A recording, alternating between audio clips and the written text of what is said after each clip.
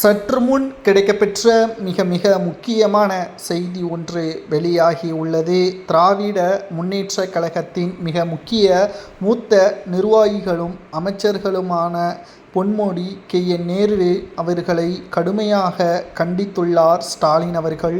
பொன்முடி அவர்கள் திருப்பதியில் 44 லட்சம் ரூபாய் நன்கொடை வழங்கியுள்ளார். அன்றைக்கு அவர்தான் ஹாட் டாபிக்காகவே சமூக வலைதளங்களில் பார்க்கப்பட்டது.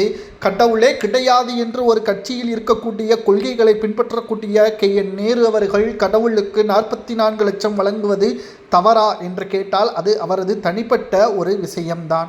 கொடுப்பதும் கொடுக்காமல் இருப்பதும் தனிப்பட்ட விஷயம்தான். ஆனால் 44 லட்சம் ரூபாய் எப்படி வந்தது?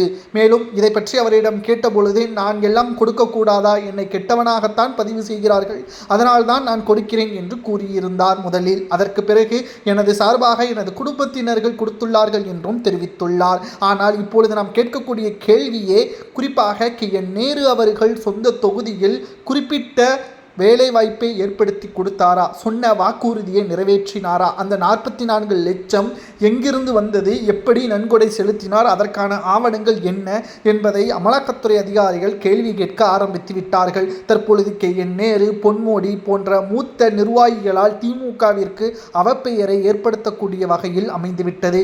இது தொடர்ந்தால் நிச்சயம் திமுக 2026 சட்டசபை தேர்தலில் மிகப்பெரிய ஒரு தோல்வியே தழுவும். ஏனென்றால் கடந்த 10 ஆண்டுகளாக திமுக அரியணை ஏற முடியாமல் இருந்தது மறைந்த முதல்வர் ஜெயலலிதா அவர்கள் உயிரோடன் இருக்கும் பொழுது.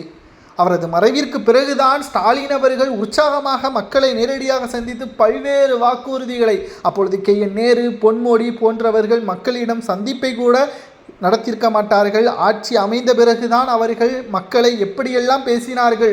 ஆட்சி அதிகாரம் வந்த பிறகு பொன்முடியாக இருக்கட்டும், கே.என். நேரு, துரைமுருகன் ஏளனமாக பேசுவதையும் நக்கலாக பேசுவதையும் ஓசி என்று கூறுவதையும் மக்கள் மனதில் ஆழமாக பதிந்துவிட்டது. ஆனால் இது ஸ்டாலினுக்கு சுத்தமாகவே பிடிக்கவில்லை. மேடையில் கூட பேசியிருப்பார், தனது ஆட்சிக்கும் தனக்கும் களங்கம் விளைவிக்கக்கூடிய வகையில் செயல்பட்டால் அவர்கள் மீது நடவடிக்கை எடுப்பேன் என்று.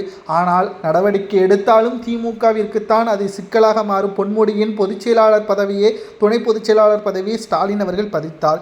5 மாதத்திற்கு பிறகு மீண்டும் அவரிடம் அந்த பதவி ஒப்படைக்கப்பட்டது. மேலும் அவரது அமைச்சர் பதவி பறிக்கப்பட்டது.